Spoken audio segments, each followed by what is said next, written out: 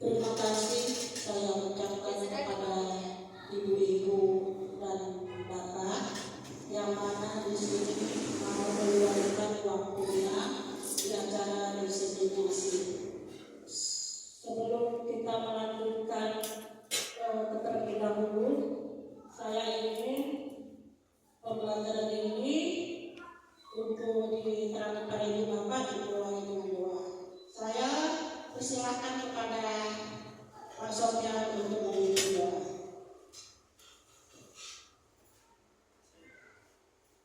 Assalamualaikum warahmatullahi wabarakatuh. Sebelum kita melaksanakan kegiatan kita hari ini, sebaiknya mari kita berdoa terlebih dahulu menurut saya dan komentar masing-masing. Doa dulu.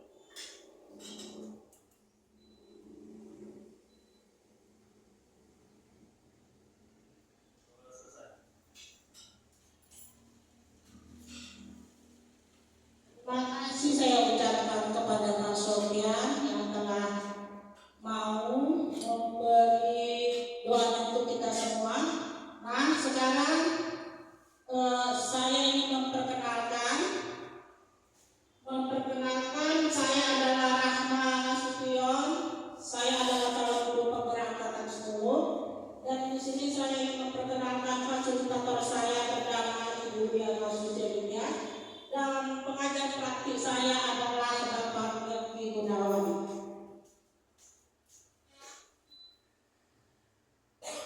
Nah, di sini saya ingin diseminasi modul 1.4 tentang budaya positif. Ya. Tentu Bapak Ibu akan bertanya apa itu diseminasi? Nah, diseminasi itu adalah suatu proses di mana proses itu menyebarkan informasi atau pengetahuan kepada orang banyak, yang mana proses ini bertujuan untuk membagikan hasil penemuan, inovasi atau sesudah riset yang dilakukan melalui metode seperti presentasi, publikasi dan media lainnya. Itu adalah diseminasi ya Bapak Ibu. Nah, ada 3 pertanyaan pemantik. Di sini ada 3 pertanyaan pemantik yang bisa Ibu Bapak jawab setuju atau tidak setuju. Sebagai guru, menurut Bapak Ibu semua, apakah hukuman dapat mendisiplinkan anak? Coba Ibu jawab dulu, Bapak Ibu guru. Apakah hukuman dapat mendisiplinkan anak? Jawab setuju atau tidak setuju? Gimana Bapak Ibu, setuju atau tidak setuju? Apa benar hukuman dapat mendisiplinkan anak? Setuju atau tidak setuju? Dari tulisan sini? Setuju. Hukuman dapat mendisiplinkan anak. Berarti dari giliran sini setuju ya. Nah, dari giliran sini, apakah hukuman dapat mendisiplinkan anak? Setuju? Setuju. Ya. Nanti kita akan belajar lebih jauh. Apakah pernyataan ibu-ibu, bapak semua hukuman dapat mendisiplinkan anak? Itu akan kita pelajari setelah ini. Yang kedua, pemberian hukuman dengan hal positif seperti membaca atau membersihkan halaman sekolah dapat meningkatkan disiplin anak. Apakah setuju?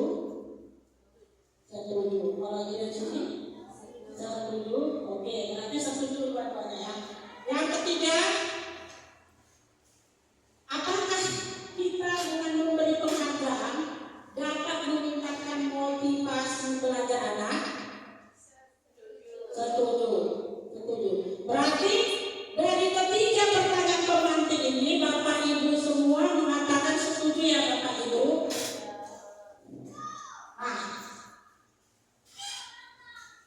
di sini ada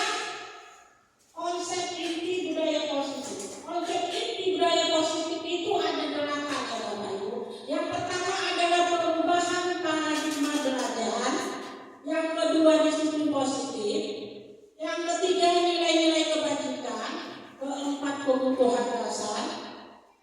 Kelima, motivasi perilaku manusia. Keenam, posisi kontrol guru. Ketujuh, keyakinan kelas. Dan yang terakhir adalah segitiga restitusi. Dan yang kedelapan konsep inti budaya positif ini nanti akan saya jabarkan satu persatu.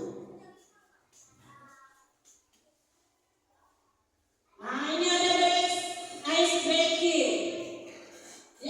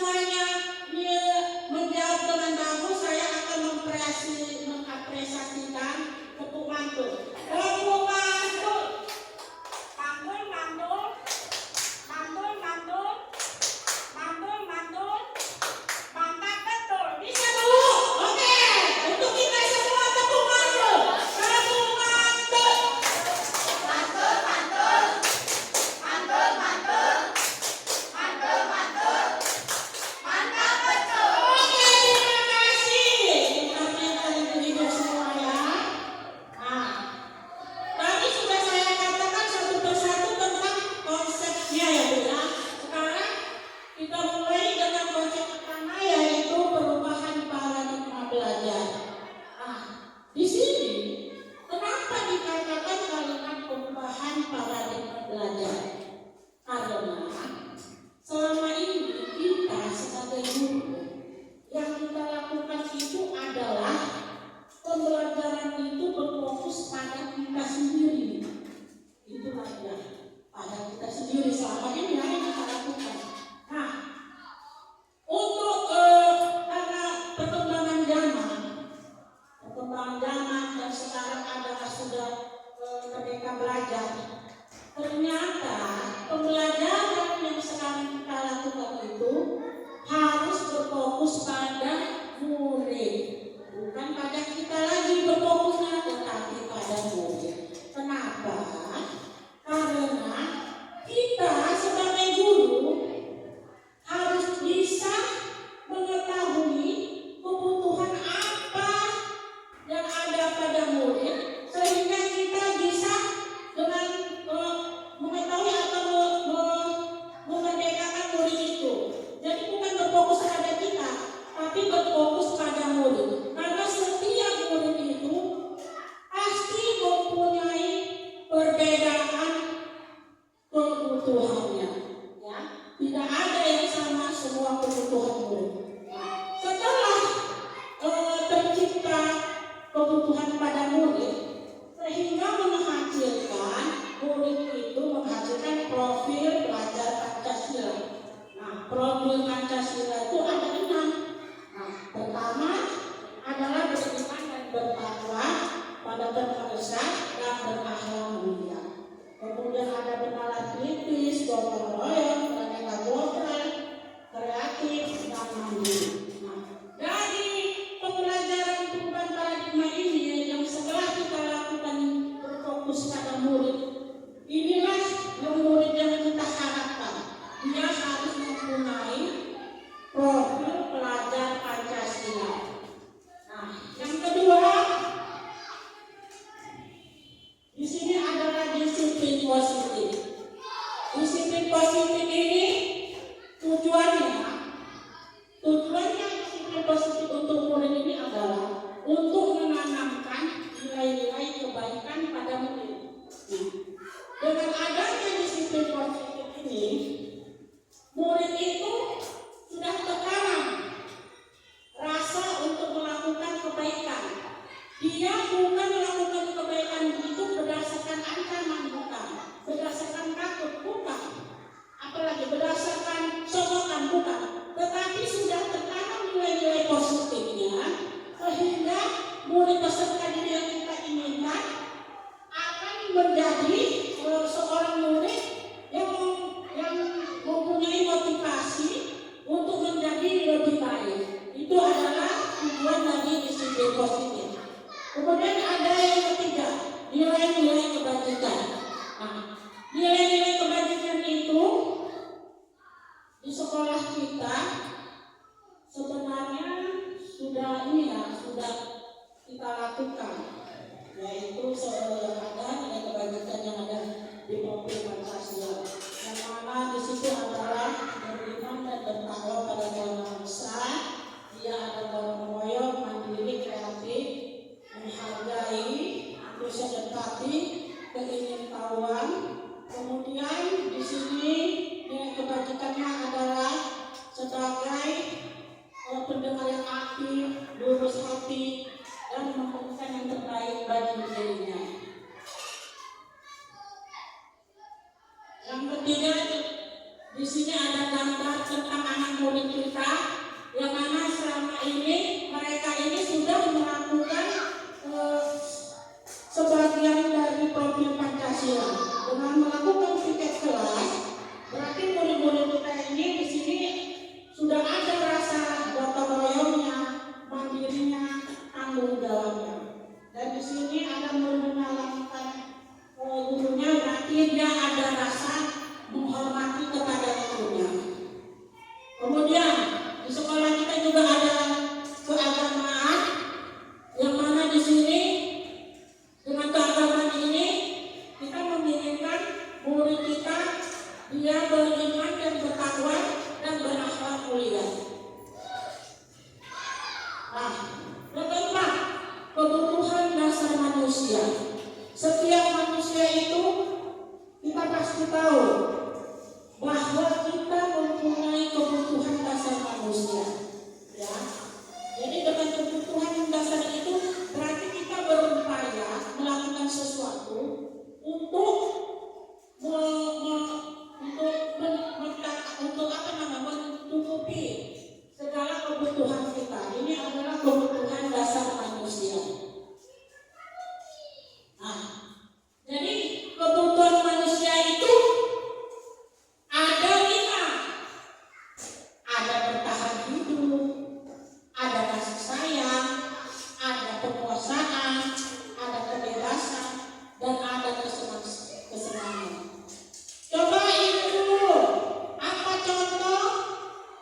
Jadi bertahan hidup contohnya apa Ibu?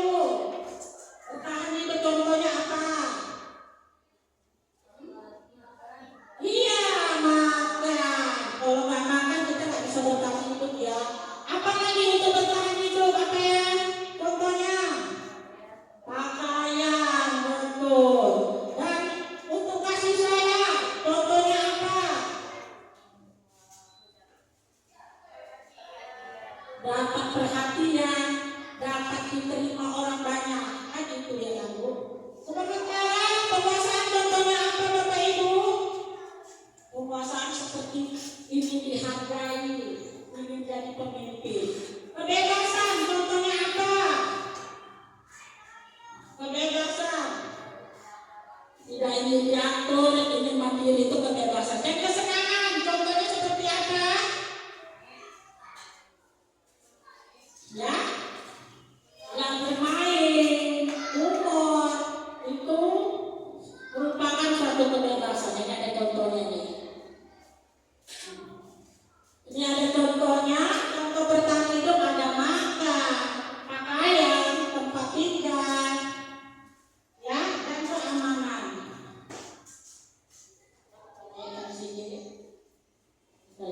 Nah, yang kedua contohnya adalah kasih sayang itu contohnya rasa diterima, diperdulikan, berbagi, kerjasama. Yang ketiga contohnya berharga diri untuk menjadi pemimpin, berprestasinya diakui. Dan kebebasan contohnya adalah mandiri, mencoba hal baru. Yang kelima contohnya adalah bermain, antusiasme, ketawa atau humor. Itu adalah semua contoh-contoh dari kebutuhan dasar manusia ya Bu. Nah, di sini ada motivasi perilaku manusia. Ya. Menurut Bapak Ibu, motivasi perilaku manusia menurut Bapak Ibu saya mau tanya, apakah Bapak Ibu ketika datang cepat, motivasinya datang cepat ke sekolah apa? Apakah karena untuk menghindari ketidaknyaman hubungan dari kepala sekolah? Atau datang cepat untuk memperoleh barang atau penghargaan dari orang lain? Ataukah ingin menjadi pribadi yang diinginkan? Jadi saya mau tahu motivasi Bapak Ibu datang cepat ke sekolah itu apa? Iya, tentunya kita ingin menjadi pribadi. Iya, berarti bukan untuk dimarahin kepala sekolah ya Bapak Ibu, ya kan? Kadang-kadang kita terlambat kan? Terlambat ini gimana ya? Jadi supaya gak terlambat, datang cepat. Kok cepat kali datang sekolah? Iya, karena kalau terlambat nanti ibu-ibu marah. Nah, berarti dia datang cepat itu mempunyai motivasi bukan dalam diri dia, tapi karena ketidaknyamanan atau hukuman.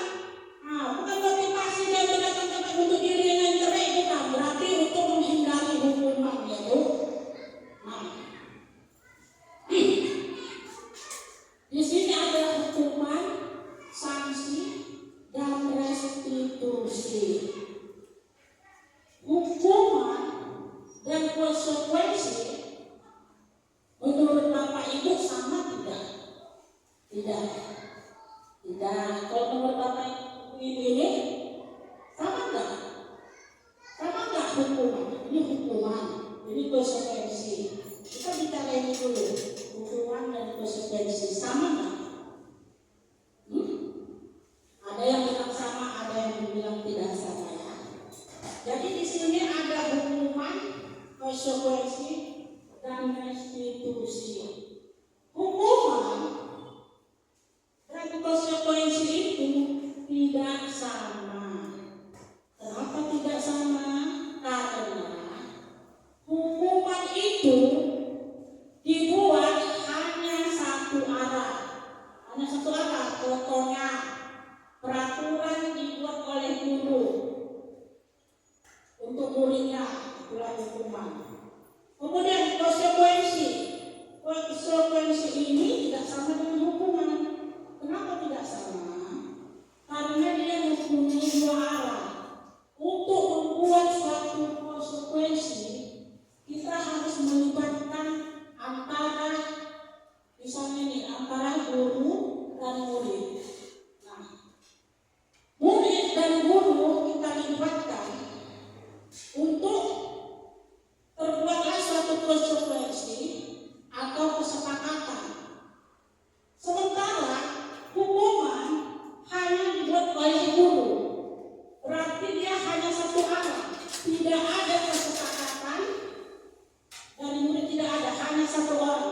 persiswaan. Inilah yang dikatakan hukuman. Sedangkan konsekuensi itu adalah dua arah yang mana melibatkan guru dan murid sehingga terciptanya suatu kesepakatan yang ada. Kemudian restitusi. Apa itu restitusi? Restitusi ini adalah suatu proses yang mana untuk mencapai murid yang kita inginkan.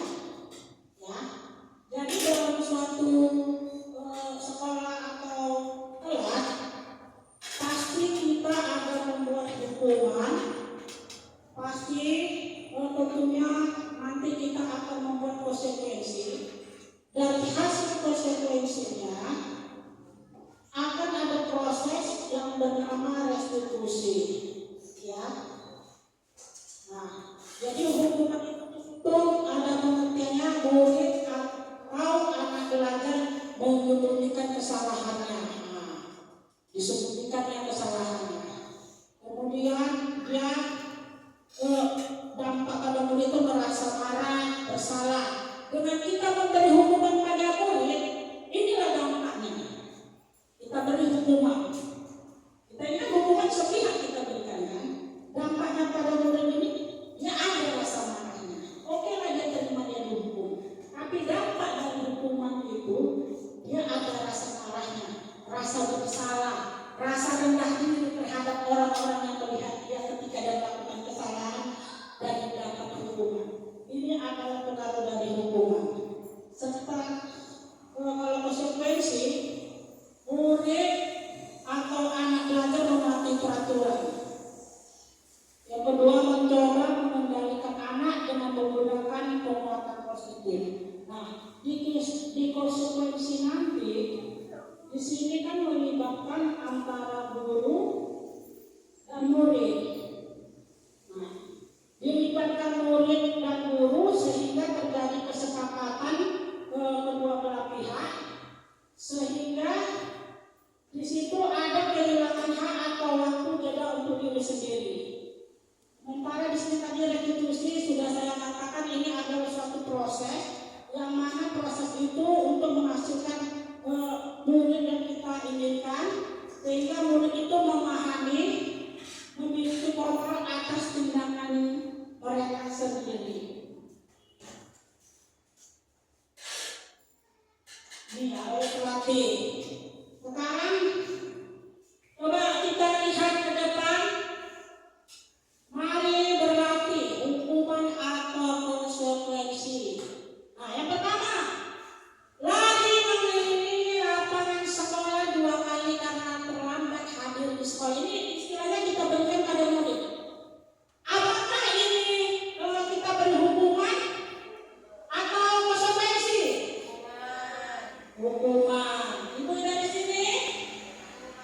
Hukuman. Berarti nomor 1 lari mengelilingi lapangan sekolah 2 kali karena terlambat hadir di sekolah merupakan hukuman. Yang kedua, membersihkan coretan yang dibuatnya di meja tulis. Apakah itu hukuman atau konsekuensi Bapak Ibu? Sepakat berarti ya, antara A dan B menyatakan konsekuensi. Oke, yang ketiga, murid diminta untuk stretch jam 15 kali karena tidak menggunakan masker ke sekolah. Apa tuh? Hukuman. Oke, yang keempat,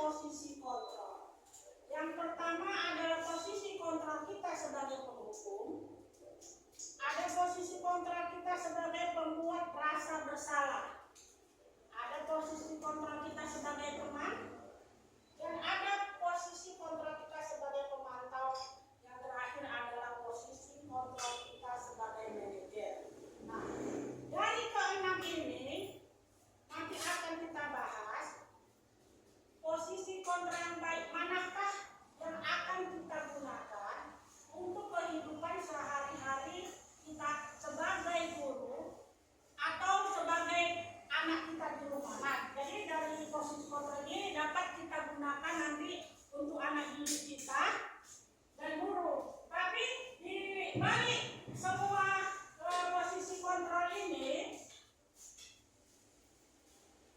di balik posisi kontrol yang keenam ini, yang terbaik itu adalah manajer. Nah, apa alasannya saya katakan manajer nanti akan dikupas. Nah, di sini adalah contoh penerapan 5 posisi kontrol guru. Kasusnya misalnya murid tidak memakai atribut lengkap saat upacara, diberi hukuman sebagai gurunya sebagai penghukum. Gurunya langsung menyuruh hormat bendera sama kamu terlambat kan? Ya Pak, yang udah hormat bendera.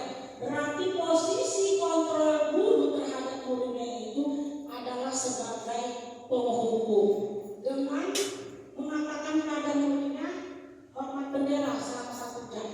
Biasanya kan kita begitu ya kan Bapak Ibu. Kalau misalnya terlambat, kenapa terlambat? Saya kesiangan Bu. Udah, titip sampai. Nah, posisi kontrol yang saya katakan tadi adalah sebagai posisi kontrol penghukum. Dia langsung memberi hukuman pada murid. Nah, kalau ada kalimat mengatakan berapa kali Bapak atau Ibu harus memberitahu kamu selalu aja mengecewakan Bapak. Berarti kalimat yang digunakan ini adalah menggunakan posisi kontrol sebagai membuat rasa bersalah. Dengan kalimat ini murid merasa jadi bersalah. Nah, ini kalimat. Berapa kali saya bilang sama kamu tetap aja mengecewakan itu. Nah, ini berarti dengan begitu murid, aduh, ibu ini udah ngomong begitu, otomatis ada perasaan anak itu merasa bersalah. Ya Bu, tadi penghukum yang kedua adalah bersalah. Nah, masih contoh murid tidak memakai atribut lengkap saat upacara. Bagaimanakah pernyataan sebagai teman? Jadi apabila ada kalimat, ayo dong ikut aturan sekolah, tolong bantu ibu sekali ini aja. Nah, berarti dia itu menggunakan posisi kontrol sebagai teman. Kalau ada kata ayo tolong bantu ibu sekali ini aja, kamu turuti ibu. Berarti gurunya itu mempunyai posisi kontrol sebagai teman. Atau dia mengucapkan, ya sudah tidak apa-apa Lena, jangan gitu ya. Misalnya anaknya nggak pakai topi pada saat upacara. Kenapa nggak pakai topi? Ya Bu, awak lupa semalam awak nonton film, jadi buru-buru ke sekolah terlambat. Nah, kalau gurunya mengapa ya sudah ya. Lain kali jangan kayak gini anak. Lain kali jangan dibuat lagi anak. Ada nggak kita ngomong gitu Bapak Ibu? Ada lah.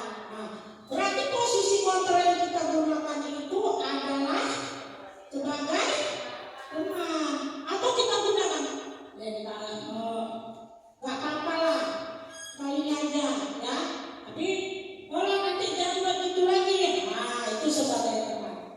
Nah, kalau sebagai posisi kontrol pemantau, biasanya dia menggunakan kalimat, kamu sudah melanggar peraturan sekolah, kamu tahu konsekuensinya. Kadang-kadang anak murid kita melakukan kesalahan, misalnya buang sampah sembarangan. Ini dulu, udah tahu kan? Tahu apa yang kau buang sampah. Udah tahu kan, buang sampah itu konsekuensinya apa? Nah, dari omongan guru itu, kita dapat menyimpulkan bahwasanya posisi kontrol yang guru gunakan adalah sebagai pemantau. Atau mengatakan seperti ini, yaudah nanti ada sini sampai ngobrol kok kutip ya. Nah, itu sebagai pemantau. Ya Bu. Jadi macam-macam di sini posisi kontrol guru. Ada sebagai teman, ada sebagai penghukum, ada sebagai teman, ada sebagai pemantau, yang terakhir adalah posisi kontrol sebagai manajer.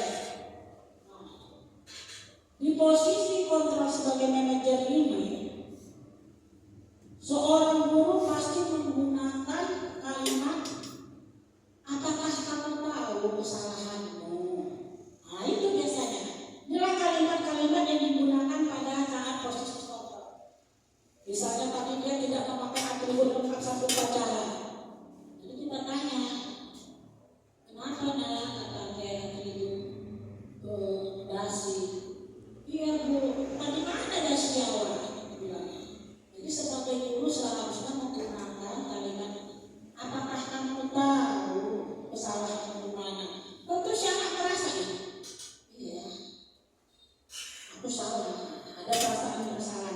Kemudian kita tanya pada anak itu, kira-kira bagaimana kamu memperbaiki kesalahan? Kita tanya, kita buat si anak itu merasa ada rasa tanggung jawabnya dengan memakai kalimat seperti ini. Kira-kira bagaimana kamu memperbaiki kesalahanmu? Nah, si anak tadi pasti berpikir, ya udahlah bu, lain kali Allah nggak buat ini lagi. Nah, berarti kita membuat si anak itu merasa bertanggung jawab.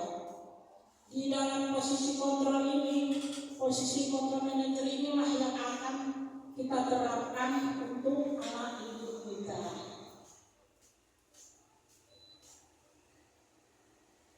Nah, posisi kontrol apakah kamu? Nah, ini coba tadi. Saya sangat kecewa kepadamu. Ayo, posisi kontrol apa tadi Bapak Ibu? Saya sangat kecewa sama kamu. Kira-kira dari kalimat ini posisi kontrol apa ini? Dari sini? Pemantau. Kalau dari Bapak Ibu di sini posisi kontrol apa ini? Saya sangat kecewa kepadamu. Posisi kontrol apa yang menggunakan kalimat ini? Pemantau. Membuat merasa bersalah. Ya, kita lihat jawabannya. Iya, betul ini. Membuat merasa bersalah.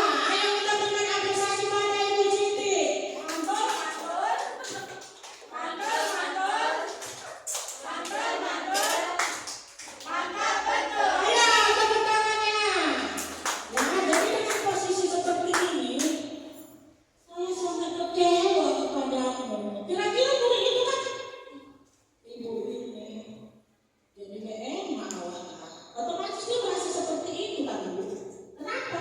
Karena gurunya sudah mengatakan kekecewaannya, sehingga gurunya merasa bersalah. Nah ini, ayolah, kamu harus berusaha, kamu pasti bisa. Kira-kira posisi kontrol apa ini? Ayolah, ayolah, kamu harus berusaha, kamu pasti bisa. Kira-kira posisi kontrol apa ini? Ayo. Apa? Dari sini? Teman. Kalau dari sini? Kira-kira apa? Kalau dari sini teman. Kalau dari sini? Teman. Kita lihat jawabannya. Teng, teng, teng. Oke, berarti sudah mengerti. Mantul, mantul. Mantul, mantul.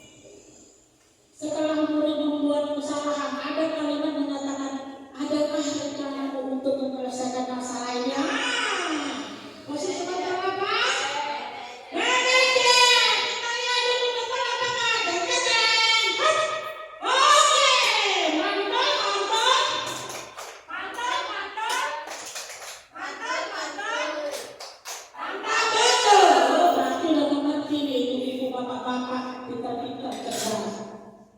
Jadi tujuan akhir dari posisi kontrol di sini, guru itu harus bisa mencapai posisi manajer ya Bu. Tadi kan posisi kontrol sudah kita bahas. Ada posisi kontrol sebagai penghubung, ada posisi kontrol sebagai teman, ada posisi kontrol sebagai pembuat merasa bersalah, kemudian posisi kontrol sebagai pemantau. Nah, dari semua posisi kontrol ini kita diharuskan atau berusaha untuk menjadi posisi kontrol sebagai manajer. Kenapa manajer?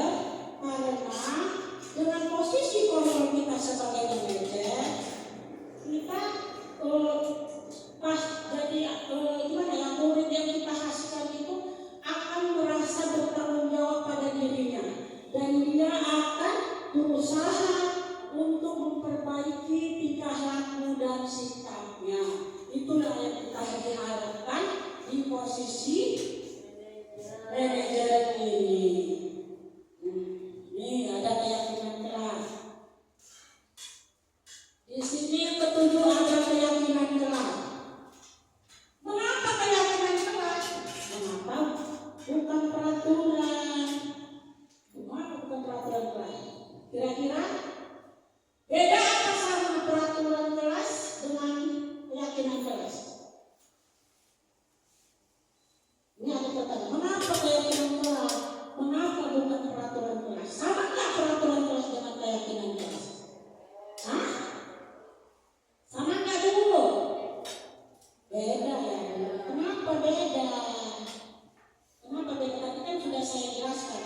Kalau peraturan kelas itu dibuat secara sepihak, ya, dia bersifat satu arah. Sedangkan keyakinan kelas itu dibuat oleh dua arah, contohnya murid dan guru.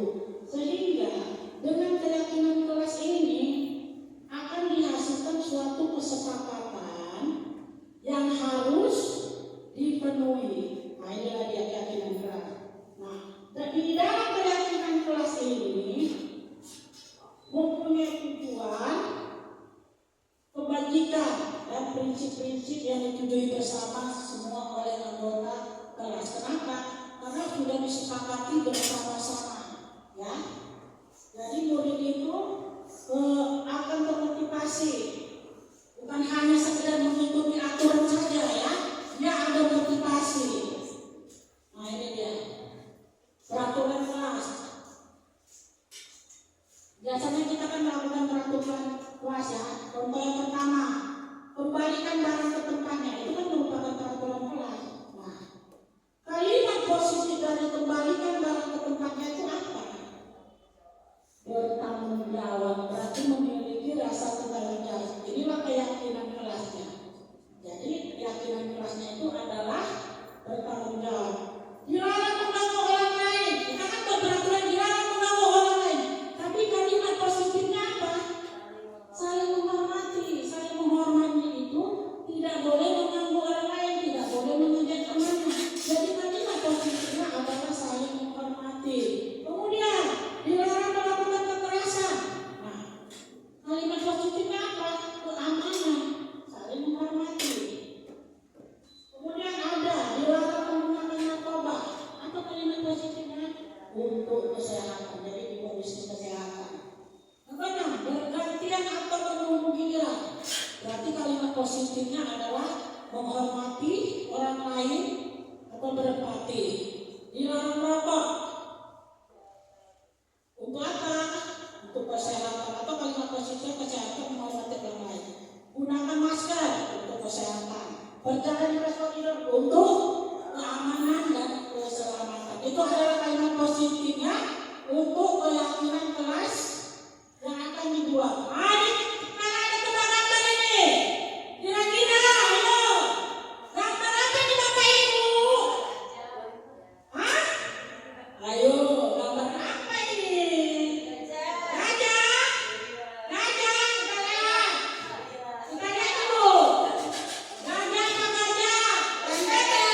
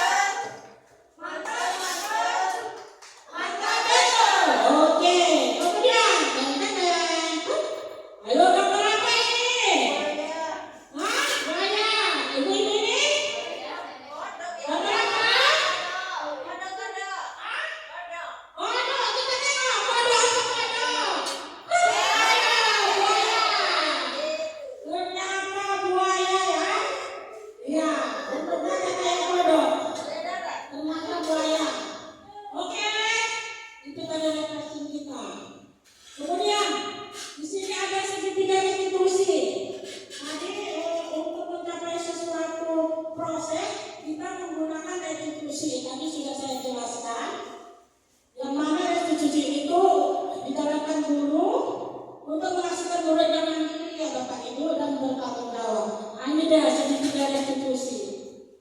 Ini dia segitiga restitusi.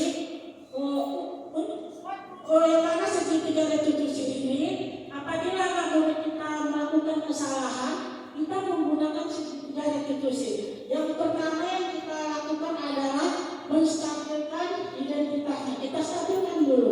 Pada saat lagi marah-marah atau membuat kesalahan, kita harus bisa menstabilkan identitasnya. Kemudian langkah kedua, kita menggunakan validasi tindakan. Nah, sesudah kita melakukan validasi tindakan yang salah, yang ketiga baru menanyakan keyakinan ya. Jadi untuk menstabilkan identitas, apabila sebuah murid kita merasa bersalah, kita menggunakan kalimat seperti ini: setiap orang pasti. Karena setiap orang memang pasti berbuat salah, tidak ada manusia tidak bersalah ya Bapak Ibu. Nah, kita menggunakan kalimat setiap orang pasti membuat salah. Atau kamu bukan satu-satunya. Kamu bukan satu-satunya yang membuat salah. Nah, ketika ada yang kita nanti misalnya dia berbuat salah, kita nggak boleh menghakimi. Kita memberikan validasi, menstabilkan identitasnya dulu dengan menggunakan kalimat setiap orang pasti membuat salah. Kita gunakan kalimat itu pada murid. Apa yang kedua kita bilang? Kamu bukan satu-satunya orang berbuat salah. Nah, itu untuk apa tujuannya? Untuk menstabilkan identitas. Kemudian pertanyaan yang kita gunakan untuk validasi tindakan itu adalah, adakah cara yang lebih efektif untuk mendapatkan apa yang kamu butuhkan? Nah, anak-anak itu akan berpikir apa cara yang efektif untuk dilakukannya. Kemudian kamu tentu punya alasan mengapa kamu melakukan. Jadi setiap anak berbuat salah, kita harus bisa melakukan validasi tindakan. Kita harus tahu alasan apa dia berbuat salah. Inilah dia kalimatnya. Nah, kamu tentu punya alasan. Semua orang berbuat salah itu pasti punya alasan, Ibu. Nah, setelah nanti dia bercerita alasannya, kemudian kita lakukan adalah menanyakan keyakinan. Kita tanya, setelah kita buat keyakinan kelas tadi, tentu semua kelas mempunyai keyakinan kelas. Nah, kita tanya kembali anak-anak itu, keyakinan kelas apa yang telah disepakati? Kita tanya di kelas itu. Tadi sudah berkesepakatannya, antara kelas sudah berkesepakatan. Jadi kita tanya sama murid, kesepakatan kelas apa yang kamu sepakati? Nah, tentu dia berpikir, keyakinan kelas apa yang dibuat antara guru dan murid? Nah, pasti tidak ada kata-kata positif. Kemudian kita tanya lagi, setelah anak itu melakukan kesalahan, kita bertanya, kamu ingin menjadi seperti apa? Nah, pasti anak yang merasa bersalah itu dengan kalimat kamu ingin menjadi seperti apa, tapi dia berpikir untuk menjadi yang lebih baik. Jadi,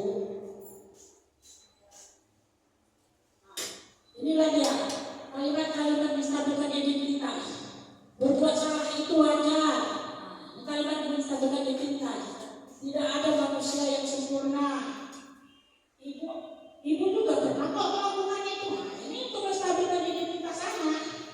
Nah, kamu tidak ingin mencari siapa. Kita bertanya pada anak. Jadi kita ngomong sama murid kita. Di sini ibu tidak mencari siapa yang salah, siapa yang benar. Tapi di sini ibu posisinya adalah untuk mencari solusi. Kemudian kita bertanya, mengatakan pada murid, kamu berhak merasa begitu. Nah, ini adalah kalimat-kalimat untuk validasi tindakan. Kamu pasti punya alasan mengapa melakukan itu. Nah, itu kita berikan pertanyaan itu pada murid apabila dia membuat kesalahan. Atau kita katakan, kamu melakukannya karena mempertahankan sesuatu yang penting bagimu. Nah, ini adalah kalimat-kalimat yang kita gunakan apabila kita melakukan validasi tindakan yang salah. Nah, kemudian yang terakhir adalah keyakinan kelas. Keyakinan kelas ini adalah yang sudah kita buat kesepakatan antara kita dan murid. Dengan pertanyaan yang ketiga ini kita tanya kembali apa yang sudah keyakinan di kelas dibuat dan disepakati oleh murid. Nah, ini contoh kasus. Siswa kerap terlambat masuk sekolah kelas setelah jam istirahat. Ya, ini ada kasusnya. Kita tonton.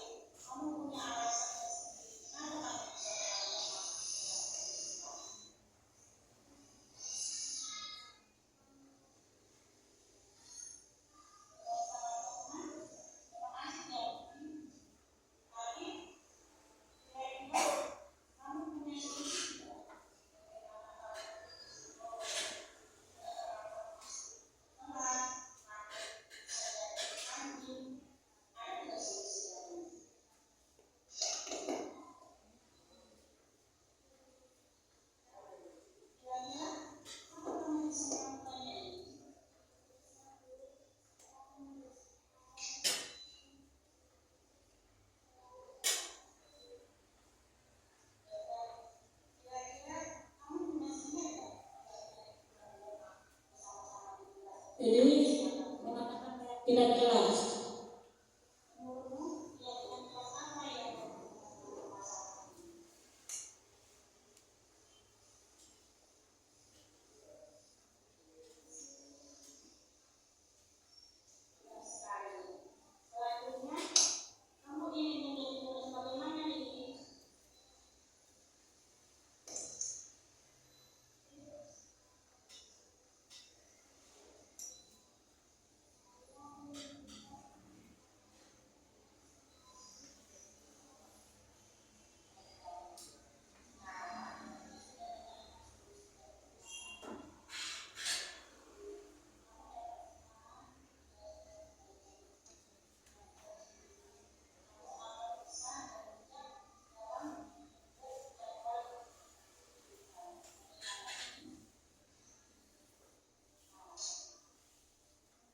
Nah, kita lihat ya, setelah validasi kita gunakan restitusi ini, kita melihat refleksi yang dikatakan pada modul.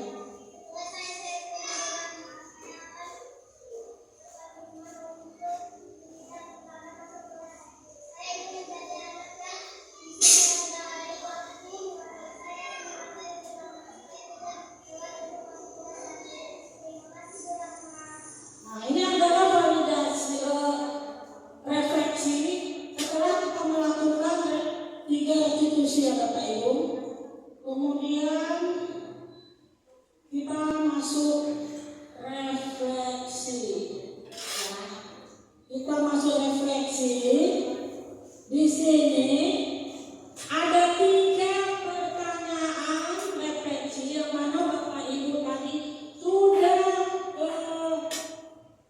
mendengar setelah saya menjabarkan masalah nilai positif dan restitusi ini. Saya ingin menanyakan refleksi kepada Bapak Ibu. Yang pertama, hal baru apa yang mengubah paradigma saya yang saya dapatkan? Kira-kira ada nggak yang bisa menjawab? Oh ya, Dorisna, coba Dorisna, kira-kira hal baru apa yang mengubah paradigma Dorisna yang Ibu dapatkan? Yang saya dapatkan apa yang saya dapatkan ini, saya jadi mengerti bahwa pembelajaran yang saya terapkan itu hanya pembelajaran yang fokus kepada saya atau fokus pada guru. Jadi ke depannya saya ingin mengubah pembelajarannya lebih berfokus kepada murid, lebih mengerti tentang murid. Oke, terima kasih Bu Risma atas refleksinya. Kemudian saya ingin menanyakan refleksi kedua, yaitu peran Among seperti apakah yang telah saya lakukan. Misalnya Ibu Bapak lakukan selama ini, selama mengikuti modul tadi. Jadi peran Among apa yang Ibu Bapak lakukan selama ini? Siapa yang bisa menjawab Ibu? Bapak? Ya Ibu.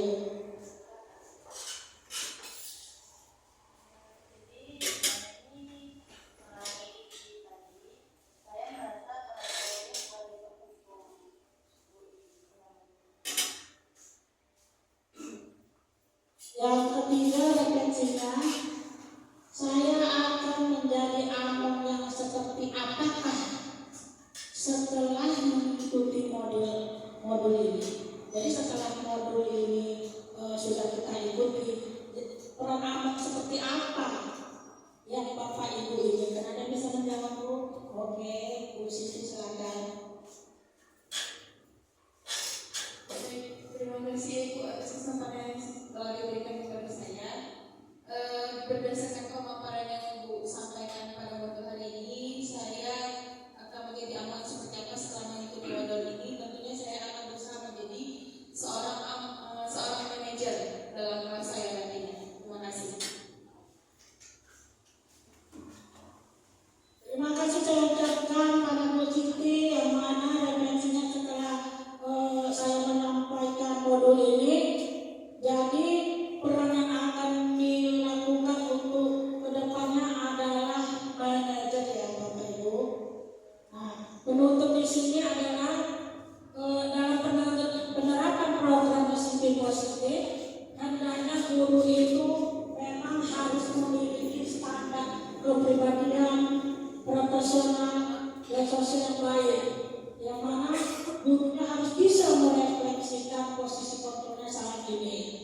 sehingga nanti akan dihasilkan murid yang bertanggung jawab. Ya, itu adalah penutup kita. Terima kasih saya ucapkan kepada Bapak Ibu atas kesediaan untuk penyampaian modul ini. Untuk menutupi modul ini, saya ingin ditutup modul ini dengan doa oleh Pak Sofian, Pak Sofian untuk nanti doa.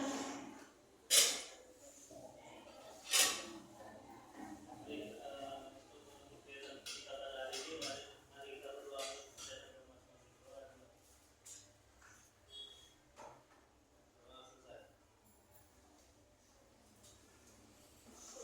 Terima kasih saya ucapkan atas kesediaan Bapak Ibu. Kira-kira tadi ada yang mau bertanya nggak? Saya lupa ya nanya bertanya tadi, ada nggak? Oh, ada yang mau bertanya ternyata.